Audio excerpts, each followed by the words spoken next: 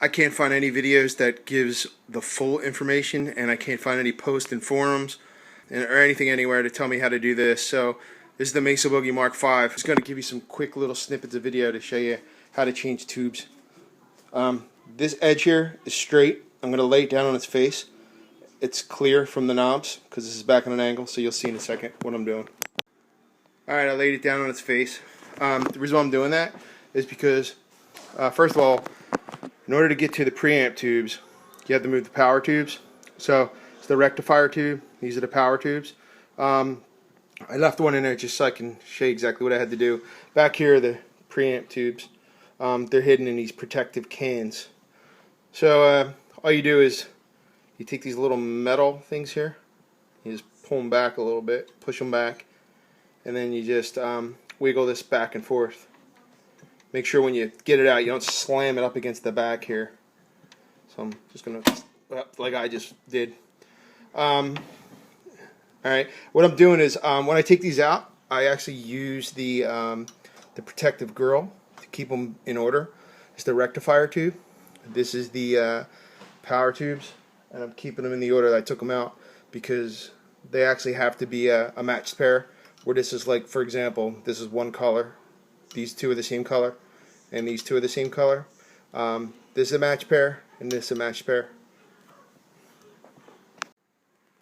So the tube labeled as V1, which is your main tube apparently, that every single channel, everything that's affected tone-wise, apparently, as soon as it hits the input, it hits this tube first. It's actually back behind this transformer, and you can't get to it, especially with big meat chops like I have. So the best way to do that is to remove the reverb tank.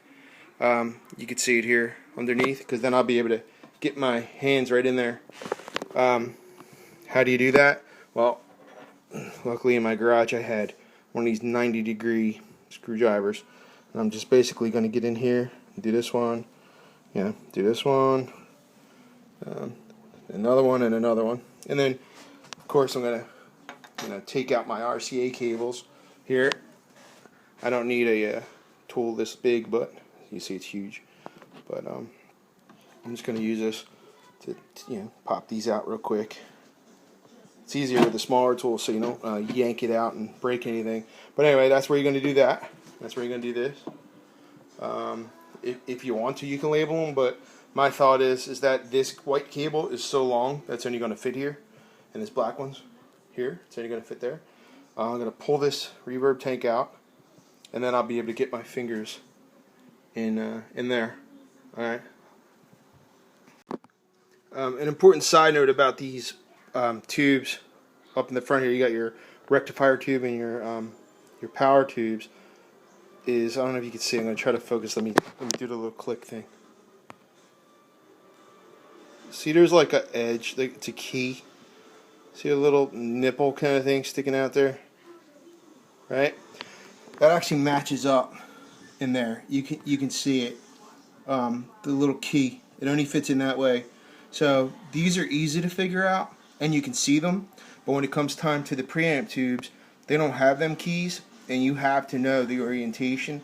So Mesa Boogie recommends that you take one out at a time, and this way, you take it out and you pay close attention to the orientation, and then immediately replace the next one, matching that orientation. I'm not aware of the cans yet, but I noticed that when I was taking it out, this guy here, he's got a spring on it, and you can see he's got like a key too, right? So what I did was I pushed in and I spun it.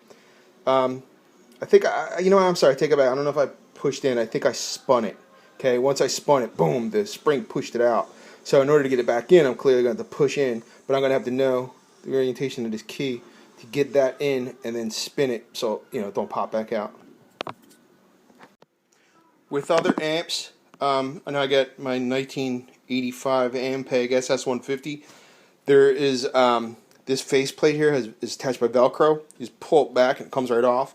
If I understand correctly, the Mark IV also has that. With this Mark V, if you were to remove these screws, you'll remove this texture but the wood remains, so you won't be able to get to that. You actually have to cut it out, which obviously you're not going to do that. The reverb tank screw, the last one is out here. I removed them all, put them over here again so I don't lose things. To get it out, all you have to do, apparently, I mean, I'm doing this for the first time right now, just pull that out. Alright, so I'll go back here so you can see. I'm just pulling it out and putting it aside. Alright. Obviously that goes with that. There's spacers on the front. You'll see when you get them out.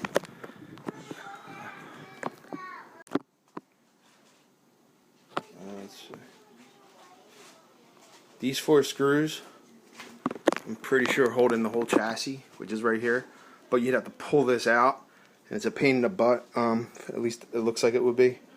So this here, it like keeps the transformer spaced, I guess, especially if you undo the chassis and slam down. But I guess you would have to loosen this, and then those 4 screws that I showed on the front top part, and then pull this out. But that's a pain in the butt. And also there's capacitors. Once you remove this part, they'll be in there, and they're unsafe. So I'm going to try to do it this way. You can see now that the reverb tank's moved. I guess my idea worked out. This is where V1 is. You can sort of see it. Where is it? There it is. Right? V1. It had this big can on there, like this. And all I did was counterclockwise, and then spring popped it out, and then there's the tube. You can see all the other ones are easy to get to as well. I just took this brand new 12AX7 tube, preamp tube, out of the box, and it looks like the orientation is identified by the missing pin. You can see where there's a hole there. So when I remove it, I guess I'm just gonna make sure that I note where the same kind of hole is on the one that I'm taking out. I repositioned the head so I can use the light on the ceiling here so I can see. And to get this preamp tube out, I'm just going to rock it back and forth as I'm pulling outwards lightly. And it's a bit tricky. It's in there. Alright, I got it. So now what I got to do is turn off the camera so I don't mess up finding where those spots are. Apparently it's not as tricky to figure out after you take them out, even if you don't look. You can see that there's a negative space. It's hard to get it in the camera. There's a negative space at the bottom of the screen. That's where the opening of the pins go. To get it back in, I just did the same thing. As we did when I took it out, I put my I aligned it, and once I knew it was definitely aligned, I pushed as I wiggled side to side until it went in. And then it gets to a point where you can just tell, it's not going to go in anymore. And then you give it a little tug, and you can see that it's safe. I'm pretty sure that once the can is back on, that's going to keep it nice and tight too with the spring. There's a gasket on here. I guess that just pushes down. And I guess that's not a big thing to figure it out. But looks like there's keys on this one, so I'm going to match that up to the keys down there. I can see them right now.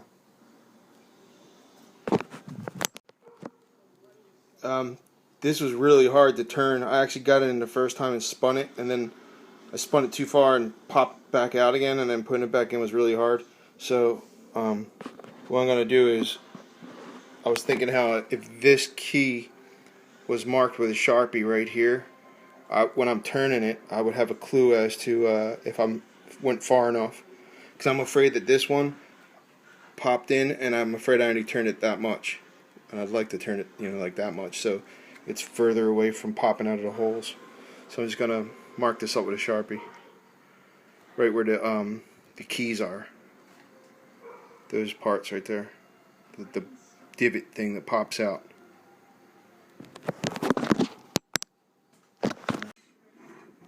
There you go. You can see that the thing there is there. So now when I put it in, I can get a side view and know how far I've turned it. So if I was turning it, I'd see that. If at any point you're not sure which valve goes where, over here, if you step out here and you look, you can see the orientation of the head. Over here, let me tap on my screen to focus it if I can. You can't see it in this camera, but over here is a plate, and it actually tells you, you know, V1, V2, all that stuff, where the power tubes are versus the rectifier tube and all that stuff. Hopefully I'm saying that right when I'm saying this. I don't exactly know what the fuck I'm talking about. You're talking to yourself. Yeah, I am. For the tube protector grill, these things just pop right off. You just flip this back, pull this down, comes right off. It's true for all of them. If it gets a little tricky in the back ones, you can't see it here in the video. If it gets a little tricky, it's not a big deal. You can get a screwdriver and get in there and go like this, or you can. I was able to like sort of pull it a little bit, you know, but then it came loose. But the best way to do it is get a screwdriver so you can get back there where your fingers can't go. But that comes right off, and then it also goes back on. What was I going to point out? The only other thing I was going to point out is that on my power tubes, I have EL34s. When I first got them out of the box, they were all the same color type. They use the colors so you can associate them. I went ahead and used a colored Sharpie, and I made 2 green and 2 red.